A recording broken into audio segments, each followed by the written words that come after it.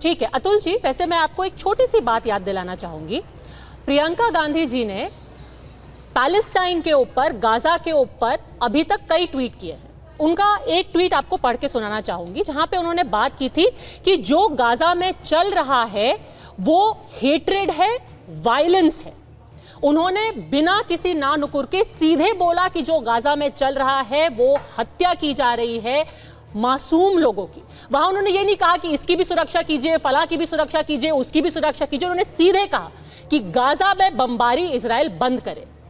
एक ही ट्वीट में सही ये बोलना इतना मुश्किल क्यों हो जाता है कि हिंदुओं के मंदिरों पर, उनके घरों पर, उनकी दुकानों पर आप किसी भी तरह का हमला करना बंद कर दीजिए। उसको हमेशा किसी और के साथ जोड़ने की क्या जरूरत है? पर प्रेम शुक्ला जी, आप प्रेम शुक्ला जी, उनको आपका वाजिब सवाल था, उनको भी जवाब देने दीजिए। नहीं, आपने जो बोला उसके ऊपर मुझे बोलने दीजिए। देखिए, आप एक एजेंडा लेकर बैठी है कि आप हमसे सवाल। मेरा कोई एजेंडा नहीं है प्रेम शुक्ला, जिसमें उतना ही मैं सवाल पूछा है। नहीं, आप पूछने नहीं दे रहे। हमारी नेता है, वो सांसद भी नहीं है। लेकिन देश के प्रधानमंत्री जो इस देश के फॉरेन पॉलिसी के लिए जिम्मेदार है, उनसे आप एक भी सवाल नहीं पूछेगी पद्मजा जी, और सारे सवाल हम पे पूछेगी। चलिए, अब आप सवाल अगर 10 सेकंड रुकेंगे तो मैं प्रेम शुक्ला से वही पूछना चाहती थी। प्रेम शुक्ला जी, ये बताइए कि अगर आपको इतनी चिंता है हिंदुओं की तो रुकवा दीजिए। कांग्रेस कह रही है कि आप बात करके वहां के जो अभी एडवाइजर हैं, वहां की जो अभी इंटरिम सरकार है, उनसे बात करके बंद करवा दीजिए ना। राजनीति क्यों कर रहे हैं? पद्मजा जी, टीवी 9 के शो में आपका स्वागत है। पहली बार आपके शो मुझे शामिल करने का आपने अवसर दिया, इसलिए आपका आभारी हूँ।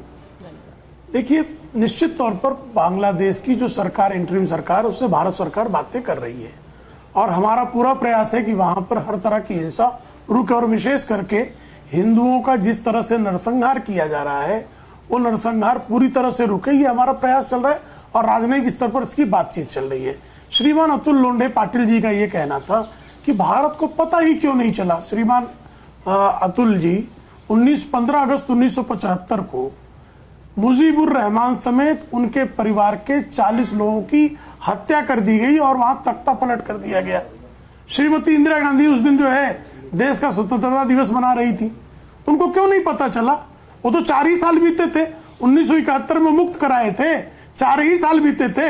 श्रीमती इंदिरा गांधी सोई हुई थी, ऐसा आपका कहना है कि 1975 में श्रीमती इंदिरा गांधी, जिन्होंने हमारे हजारों सैनिकों का बलिदान करके वहां पर बांग्लादेश को मुक्ति दिलाई थी, हमारे संसाधनों पर जो है बड़ा बोझ डालकर बांग्लादेश को मुक्ति दिलाई थी, उसके बाद जो बंग बंधु थे उनके पूरे परिजनों का हत्याकांड हो गया और भारत सरकार को नहीं पता लगा, तो वो श्रीमती इंदिरा गांधी सोई थी, ऐसा आपका कहना है?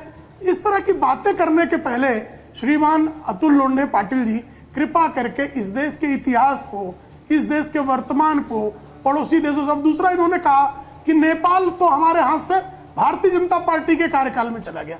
नहीं जी, श्रीमती सोनिया गांधी और श्रीमान राजीव गांधी पशुपतिनाथ मंदिर में दर्शन करने गए थे, उनको रोक दिया गया। अच्छा, अभी नेपाल पे चर्चा नहीं है, बांग्लादेश का बताइए। चीन के गोद में बैठा दिया।